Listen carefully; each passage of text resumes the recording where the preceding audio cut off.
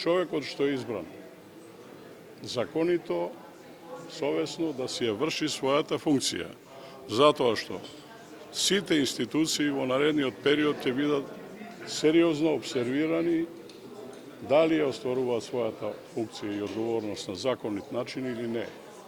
Мислам дека конечно треба се разбере дека доаѓа крајот на политичката арбитрерност, на бесот на политичките партии и арогантноста, наметнување на решенија кадровски и било какви други без да се исполнат квалитети, овие критериуми за квалитет и така натаму. Да не зборувам за се она што значи со партизацијата на институциите доаѓа крајот.